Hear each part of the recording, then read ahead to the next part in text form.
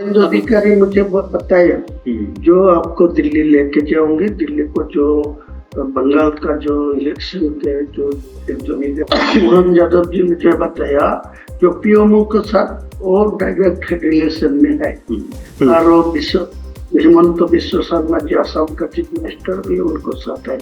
वो पीएमओ जी मेरे को साथ रिलेशन रखने के लिए डायरेक्ट कहा, सबके साथ मेरा बात हुआ और शुभेंदु अधिकारी के साथ। हाँ, वो शुभेंदु अधिकारी बोला जो आप दिल्ली जाएगी 22 तारीख को बाद मैं भी जाऊंगी और करके आपको सेंट्रल लीडरशिप को साथ बात करा देंगे।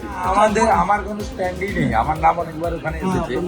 প্রথমত এটা এআই দিয়ে আইপ্যাক বানানো কিনা এটাও তো দেখতে হবে, কারণ এআই দিয়ে তো সবকিছু বানানো যায়। তো ছেড়ে দেন, মধ্যপ্রদেশের মুখ্যমন্ত্রীর কথা বলা হয়েছে, একবার পিএম এর কথা বলা হয়েছে।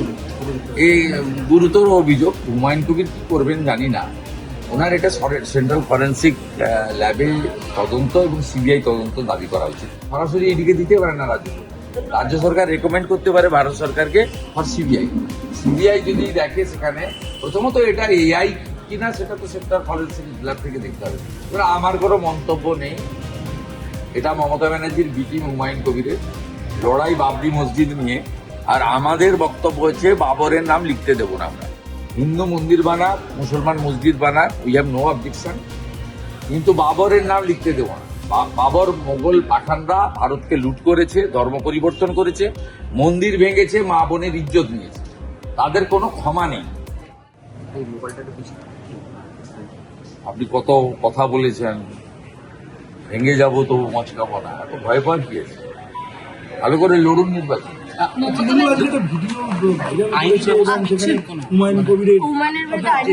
না না, আমার কোনো স্ট্যান্ডই নেই, আমার নাম অনেকবার ওখানে এসেছে।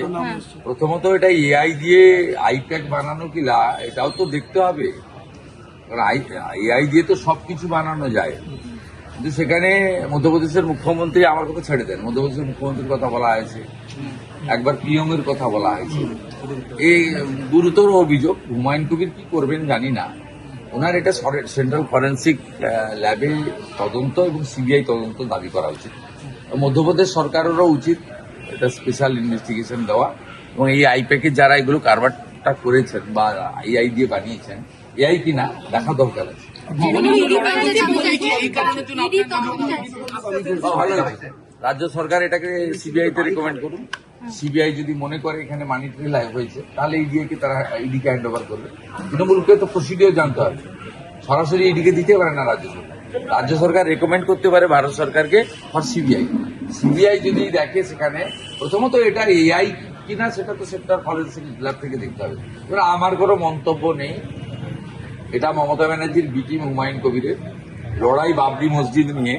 আর আমাদের বক্তব্য হচ্ছে বাবরের নাম লিখতে দেবো না আমরা, একদম single point agenda, single point agenda যে বাবরের নাম আমরা এখানে লিখতে দেবো না। হিন্দু মন্দির বানাক, মুসলমান মসজিদ বানাক, উই হ্যাভ নো অবজেকশন, কিন্তু বাবরের নাম লিখতে দেবো না। বাবর মোগল পাঠানরা ভারতকে লুট করেছে, ধর্ম পরিবর্তন করেছে, মন্দির ভেঙেছে, মা বোনের ইজ্জত নিয়েছে, তাদের কোনো ক্ষমা নেই। আর এগুলো কমপ্লিটলি তৃণমূলের এ টিম বি টিম, এরা সমানে ভারতীয় জনতা পার্টির বিরুদ্ধে বক্তব্য রাখে এবং ভারতীয় জনতা পার্টির সম্পর্কে তার আদর্শ, তার বিচারধারা নিয়ে প্রশ্ন ওঠে। ওরা ওদের নিজেদের মধ্যে লড়াই, আমাদের মধ্যে এর বিষয়ে সময় খরচ ব্যয় করাই উচিত না। আলু চাষীদের বিষয়ে আপনি একটা এক্স হ্যান্ডেলে পোস্ট করেছেন যে আলু ভয়ঙ্কর কষ্টে আছে, ভয়ঙ্কর কষ্টে আছে। আলু চাষীদের সর্বনাশ করে দিয়ে গেলেন এই মহিলা, মানে এই মুখ্যমন্ত্রী মাননীয়া মমতা ব্যানার্জি আলু চাষীদের সর্বনাশ করে দিয়ে গেলেন। মমতা ব্যানার্জি বলছেন, আমরা কথা দিতে পারি বিজেপি এলে আলু চাষীদের এই দুর্দশার সামনে পড়তে হবে না। মমতা ব্যানার্জি বলছেন তার র্যালিতে নাকি শুধু সরু দড়ি দেওয়া হয়, কিন্তু বিজেপির যদি র্যালি হয় তখন নাকি বিশাল ব্যারিকেড দেওয়া হয়, কি বলছে যাতে লোক সংখ্যা নিয়ন্ত্রণ করা সম্ভব না হয়। মানে মমতা ব্যানার্জির র্যালিতে আচ্ছা, মোটা দড়ির দাবি করছে, পাঠিয়ে দেবেন? না, আমি কেন পাঠাতে যাব? উনি কখনো বলছেন আমার কাছ থেকে সব কেড়ে নিয়েছে, আবার কখনো বলছে ওই অ্যাডভোকেটকে আমার সিআইডি গ্রেপ্তার করবে। উনি নিজেই তো পরস্পর বিরোধী কথা বলছেন। যদি ওনার মোটা দড়ির দাবি থাকে তাহলে মনোজ আগরওয়ালের কাছে আবেদন করুন, তিনি যাতে ডিজিপি কে এবং সিপি কে বলেন যে সরু দড়ির পরিবর্তে মোটা দড়ি দিতে। তবে আমাদের কোনো দড়ি লাগে না। আমার নমিনেশন ফাইলের দিন অমিত শাহজির সামনে কলকাতা পুলিশ দড়ি ঘিরে যাচ্ছিল, অমিত শাহজি উপর থেকেই নির্দেশ দিয়ে দড়ি সরিয়েছেন, আপনারা দেখেছেন। বিজেপির দড়ি টড়ি লাগে না, সরুও লাগে না, মোটাও লাগে না।